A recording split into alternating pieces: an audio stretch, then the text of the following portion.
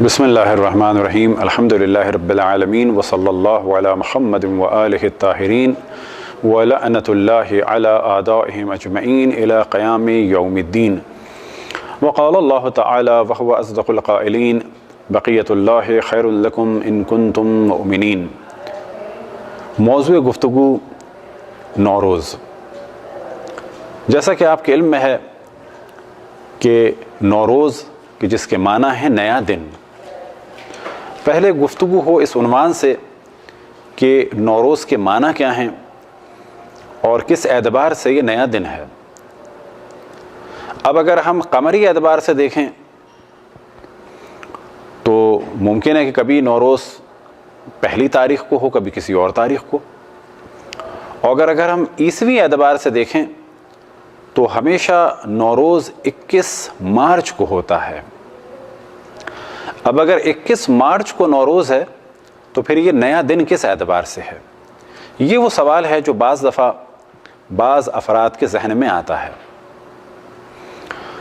تو پہلے مرحلے میں توجہ دلائیں کہ دنیا میں مختلف کیلنڈرز ہیں۔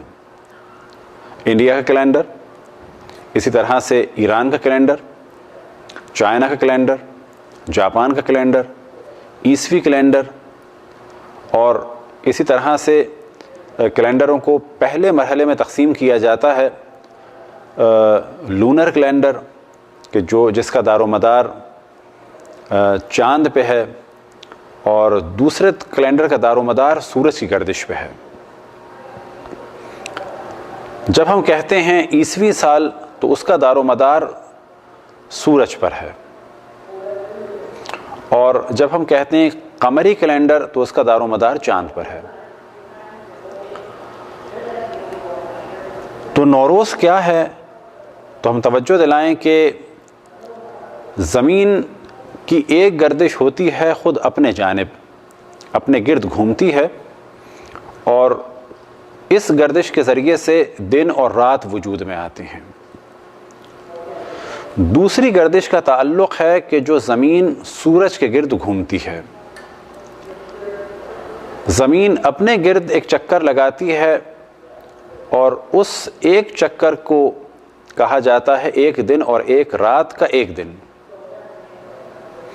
البتہ جہاں پر نارمل ڈیز ہوں، لیکن اگر قطب میں چلے جائیں تو وہاں اس کا حساب کتاب الگ ہے، لیکن زمین کا اپنے گرد جو ایک پھیرا یا ایک چکر یا ایک راؤنڈ ہے وہ 24 گھنٹے کا ہے، اور زمین کی ایک گردش ہے کہ خود سیارہ حرکت کرتا ہے اور سورج کے گرد گھومتا ہے، اور اس سے سال وجود میں آتا ہے، اور یہ تقریباً 365 دن کا ہوتا ہے۔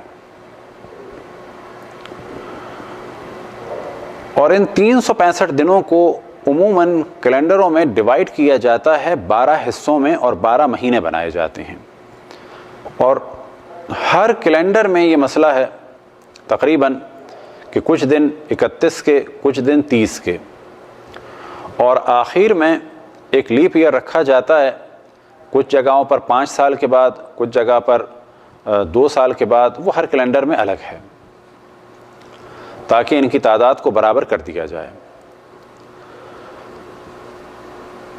زمین کی گردش کو 12 حصوں میں ڈیوائیڈ کیا جاتا ہے، اور ہر حصے کو ایک برج کہا جاتا ہے، اور ان برجوں کے نام ہیں مختلف کیلنڈرز میں الگ الگ۔ جب زمین حرکت کرتے ہوئے پہنچتی ہے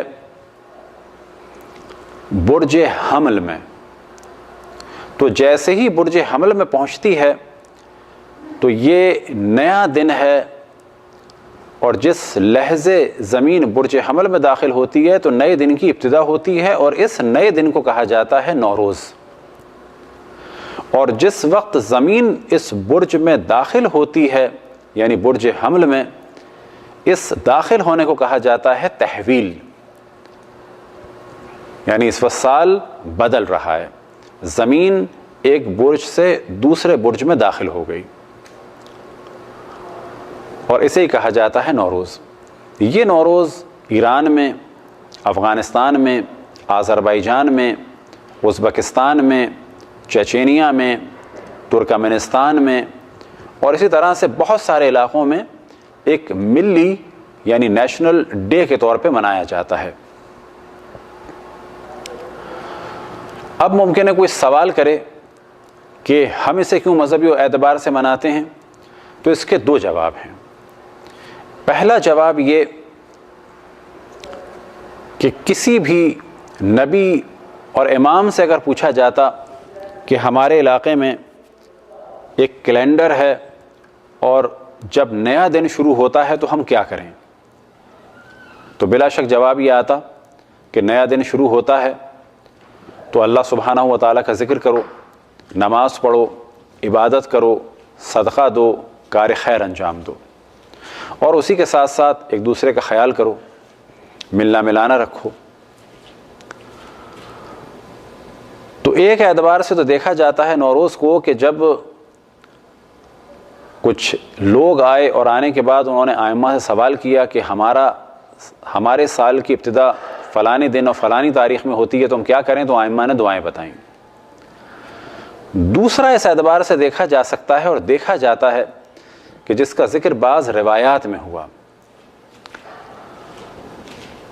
کہ قمری اعتبار سے تو 18 ذی الحجہ، معذرت پہلے مرحلے میں بیان کریں، قمری اعتبار سے تو بعثت رسول اللہ 27 رجب کو ہوئی، شمسی اعتبار سے بعثت رسول اللہ صلی اللہ علیہ وسلم نوروز کے دن ہے۔ اسی طرح سے روایت میں نقل ہوا کہ عید غدیر 18 ذی الحجہ کو ہوئی، لیکن شمسی اعتبار سے نوروز کے دن ہوئی، یعنی پہلی فروردین نوروز کے حساب سے، اور اگر کہا جائے تو 21 مارچ۔ تو ایک روایت جناب معلّہ ابن خنیس سے نقل ہوئی، امام جعفر صادق علیہ السلام سے انہوں نے نقل کیا اس روایت کو، اس میں کچھ موضوعات کو ڈسکس کیا کہ یہی وہ دن تھا کہ جس دن اللہ سبحانہ و تعالیٰ نے اپنی نبوت، اپنی توحید کا اور عبادت کا اور رسول اللہ صلی اللہ علیہ وسلم کی نبوت کا اور مولا امیر المؤمنین علیہ السلام اور ائمہ کی امامت کا اقرار لیا بندوں سے۔ تو قمری اعتبار سے، شمسی اعتبار سے یہ دن تھا۔ اور پھر روایت بیان ہوا کہ یہی وہ دن ہے کہ جس دن سورج کی روشنی زمین پر پڑی، یا سورج کی روشنی کا پہلا دن تھا۔ اب ظاہر ہے کہ سورج کی خلقت ہزاروں سال پہلے ہوئی، حضرت آدم سے پہلے ہوئی، لیکن روایت میں بیان ہوا کہ سورج کی خلقت یا سورج کی روشنی کا پہلا دن بھی یہی نوروز تھا۔ اسی طرح سے جس دن ہوائیں چلیں اور روایت میں بیان ہوا کہ وہ ہوائیں کہ جن کے ذریعے سے فصل اگتی ہے اور بہار آتی ہے، تو یہ ہوائیں بھی اسی دن چلیں۔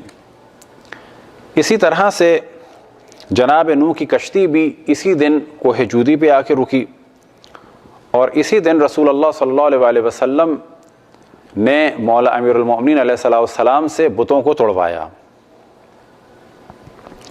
اور اسی دن رسول اللہ صلی اللہ علیہ وسلم نے اس وادی میں قدم رکھا کہ جہاں پر جن تھے اور جنہوں نے آپ کی بیعت کی۔ اور اسی دن کے بارے میں روایت میں نقل ہوا کہ ظہور امام زمان علیہ السلام بھی اسی دن ہوگا، اور بعض جگہ بیان ہوا کہ دجال کو بھی امام زمان علیہ السلام اسی دن قتل کریں گے۔ البتہ دجال کے قتل کے لیے دو جگہوں کا ذکر ہوا روایات میں، ایک ہوا ہے کوفے میں کہ کوفے میں قتل کریں گے، اور روایتوں میں ایک جگہ نقل ہوا ہے کہ امام زمان علیہ السلام دجال کو باب لد پہ قتل کریں گے کہ جو فلسطین میں ہے، اور اس وقت یہ لد کا علاقہ اسرائیل کے ہاتھ میں ہے۔ کچھ اعمال بیان ہوئے، اور ان اعمال کو بیان کرنے سے پہلے ایک رسم بیان ہو کہ اس دن ایک دوسرے پر مختصر سی مقدار میں، البتہ اس صورت میں جب کسی کو اذیت نہ ہوتی ہو اور اسے پتہ ہو کہ اس وقت محبت میں مجھ پر کچھ پانی پھینکا جا رہا ہے، تو یہ کچھ پانی پھینکنا بھی ایک رسم کے طور پر ہے، اور اس رسم کا دار و مدار ہے کہ روایت میں نقل ہوا کہ جناب حزقیل کہ جو اللہ سبحانہ و تعالیٰ کے ایک پیغمبر تھے، وہ ایک قریے سے گزرے کہ جہاں پر طاعون کی وجہ سے وہ پورا گاؤں ختم ہو چکا تھا۔ جب جناب حزقیل اس قریے سے گزرے تو آپ نے اللہ سبحانہ و تعالیٰ سے راز و نیاز کیا اور فرمایا کہ انہیں تو کیسے زندہ کرے گا، میں دیکھنا چاہتا ہوں۔ تو اللہ سبحانہ و تعالیٰ نے حکم دیا انہیں کہ ان مردوں پہ کچھ پانی پھینکو تو یہ زندہ ہو جائیں گے۔ تو انہوں نے مردوں پہ پانی ڈالا، اللہ سبحانہ و تعالیٰ سے دعا کی اور یہ مردے زندہ ہو گئے اور ان کی عمریں 30 سال سے لے کر 70 سال تک بڑھ گئیں۔ جس دن یہ واقعہ ہوا تو روایتوں میں بیان ہوا کہ وہ بھی نوروز کا دن تھا، یعنی شمسی اعتبار سے وہ 21 مارچ کا دن تھا۔ تو ان تمام چیزوں کو مد نظر رکھا جائے تو احساس ہوتا ہے کہ یہ دن ایک متبرک دن ہے، لیکن اسی حد تک۔ یہ کہنا کہ یہ اسلام کی خاص عید ہے ایسا نہیں، بلکہ عید بعثت اور عید غدیر اپنی جگہ، ہمیں انہی تاریخوں میں منانا ہے عید بعثت کو اور عید غدیر کو کہ جو اسلامی اعتبار سے منائی جاتی ہیں، لیکن کہا جائے کہ قمری اعتبار سے ان کا یہ دن ہے۔ کچھ اعمال ہیں اس کے جن میں سے ایک یہ کہ روزہ رکھا جائے، اس دن غسل کیا جائے، اچھے کپڑے پہنے جائیں، خوشبو لگائی جائے اور 4 رکعت نماز پڑھی جائے، 2 رکعت کر کے۔ پہلی رکعت میں سورہ حمد کے بعد 11 دفعہ سورہ قدر، دوسری رکعت میں سورہ حمد کے بعد پہلی رکعت میں سورہ حمد کے بعد 10 دفعہ سورہ قدر، دوسری رکعت میں سورہ حمد کے بعد 10 دفعہ سورہ کافرون، پھر اس کے بعد نماز کو ختم کیا جائے تشہد اور سلام کے بعد، پھر دوبارہ ایک نماز پڑھی جائے 2 رکعت، اور اس کی پہلی رکعت میں سورہ حمد کے بعد 10 دفعہ سورہ توحید، اور دوسری رکعت میں 10 دفعہ قل اعوذ برب الناس یعنی سورہ ناس، اور 10 دفعہ قل اعوذ برب الفلق یعنی سورہ فلق کی تلاوت کی جائے۔ اس کے بعد ایک مختصر سی دعا ہے جو مفاتیح الجنان میں موجود ہے، اسے سجدے کے عالم میں پڑھا جائے۔ البتہ اگر دعا کوئی پڑھے تو اچھا ہے اور نہ پڑھے تو بھی کوئی حرج نہیں، اور یہ بھی ممکن ہے کہ اس طرح سے سجدگاہ کو ہاتھ میں رکھ لے، اور یا سجدگاہ بھی اگر ہاتھ میں نہ ہو تو فقط سجدے کی نیت سے سر کو جھکائے اور اس دعا کو پڑھ لے، اور یہ بھی ممکن ہے کہ کوئی اور شخص اسے یہ دعا پڑھوائے اور وہ سجدے کے عالم میں اسے پڑھتا رہے۔ اسی طرح سے ایک مشہور ترین جو دعا ہے نوروز کی تحویل کے وقت کی، وہ ہے یا مقلب القلوب والابصار، اے دلوں کو اور آنکھوں کو پھیرنے والے، بدلنے والے، یا مدبر اللیل والنہار، اے رات اور دن کے بدلنے والے یا انہیں خلق کرنے والے، یا محول الحول والاحوال، اور حالتوں کے بدلنے والے، حول حالنا الی احسن الحال، ہمارے حال کو اچھے حال میں بدل دے۔ یہ ایک دعا ہے کہ جو تحویل کے وقت پڑھی جائے۔ اس کے علاوہ جو بھی نیک کام کیا جائے اچھا ہے، صدقہ دیا جائے اچھا ہے۔ اب یہاں پر ایک موضوع کی جانب ہم توجہ دلاتے ہیں، اور وہ موضوع یہ کہ بعض دفعہ جب نوروز کے بارے میں بات ہوتی ہے تو کہا جاتا ہے کہ یہ مجوسیوں کا کیلنڈر ہے اس وقت جو ایران میں چل رہا ہے، لیکن یاد رکھیں کہ اس وقت تمام دنیا میں عبادت کے لیے قمری کیلنڈر چل رہا ہے مسلم ورلڈ میں، اور آفیشیل کاموں کے لیے عیسوی کیلنڈر چل رہا ہے۔ اور ایران اس وقت کہا جا سکتا ہے کہ ایک واحد ملک ہے کہ جہاں پر عبادت کے لیے قمری کیلنڈر چل رہا ہے کہ جو محرم سے شروع ہوتا ہے، اور آفیشیل کاموں کے لیے جو قمری کیلنڈر چل رہا ہے وہ مجوسی کیلنڈر نہیں ہے، وہ در حقیقت ہجری شمسی کیلنڈر ہے۔ ہجری شمسی اور ہجری قمری کیلنڈر کا فرق کیا ہے تو وہ ہم آپ کی خدمت میں بیان کریں۔ ہجری قمری کا تعلق ہے چاند پر، اور اس کے 12 مہینے ہیں۔ محرم پہلا مہینہ ہے اور ذی الحج آخری مہینہ ہے، اور اس کا دار و مدار ہے چاند پر۔ ابتدا اس کی کس سے ہے؟ نسبت کس سے ہے؟ ہجرت رسول اللہ صلی اللہ علیہ وآلہ وسلم سے، اور 1336واں سال چل رہا ہے۔ اب اگر آپ توجہ دیں ہجری قمری کیلنڈر کیا ہے، ہجری شمسی کیلنڈر کیا ہے، تو ایران میں جو کیلنڈر چل رہا ہے وہ ہجری شمسی چل رہا ہے. اس کا دار و مدار بھی رسول اللہ صلی اللہ علیہ وآلہ وسلم کی ہجرت پر ہے. اس کی ابتدا مجوسیوں کی ابتدا یا اس کی ابتدا کوئی اور ابتدا نہیں ہے. اس وقت جو ایران کا سال چل رہا ہے وہ ہے 1393. اس وقت کل سے جو سال شروع ہوگا وہ ہو جائے گا 1394 اور پہلا مہینہ اس کا ہوگا 1394 کا. اور 1394 سے مراد یہ ہے کہ شمسی اعتبار سے یعنی سورج کی تاریخوں کے اعتبار سے 1394 ایئر ہوئے ہیں رسول اللہ صلی اللہ علیہ وسلم کی ہجرت کو. اور قمری اعتبار سے 1436. تو یہ فرق ہے شمسی اور قمری میں. پس معلوم ہوا کہ ایران میں جو قمری تاریخ ہے وہ بھی اسلامی ہے اور ایران میں جو شمسی تاریخ ہے وہ بھی اسلامی ہے. اور کہا جا سکتا ہے کہ یہ ایک واحد ملک ہے کہ جہاں پر دونوں تاریخیں رسول اللہ صلی اللہ علیہ وسلم کی ہجرت پر ان کا دار و مدار ہے. یہ جو شمسی تاریخیں ہیں یہ ایک تحریک چلی تھی مشروطے کی، اس زمانے میں شروع ہوئی تھی. اور اس تاریخ کے جو شروع کرنے والے تھے ان کا نام تھا مرزا عبد الغفار خان نجم الدولہ اصفہانی. یہ اپنے زمانے کے ایسٹرونومسٹ تھے اور میتھمیٹیشین تھے. انہوں نے ان تاریخوں کا حساب کتاب کیا تھا. بس آخر میں دوبارہ ہم گفتگو کریں کہ ایک شمسی ایک قمری ہے، ایک شمسی ہے، ایک ہجری قمری ہے اور ایک ہجری شمسی ہے. وہاں دونوں کیلنڈر اسلام کے مطابق ہیں. اور کل جو پہلا دن ہے یہ نوروز کا مانا جاتا ہے اس اعتبار سے کہ یہ اسلامی ہجری شمسی تاریخ کا پہلا دن ہے. خداوند تبارک و تعالیٰ سے دعا ہے کہ ہمیں اپنے رسول، اپنی حجتوں، خصوصاً امام زمان علیہ السلام کی معرفت اور اطاعت کی توفیق عطا فرمائے.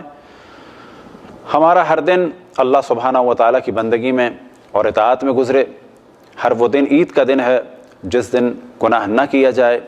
اور بلا شک مومن کا ہر دن عید کا دن اس اعتبار سے ہونا چاہیے کہ وہ اللہ سبحانہ و تعالیٰ کی معصیت نہ کرے. دعا ہے کہ خداوند تبارک و تعالیٰ ساری دنیا میں اہل بیت علیہم السلام کے چاہنے والوں کو خصوصاً اور تمام انسانوں کو عموماً صحت اور سلامتی اور عافیت سے نوازے.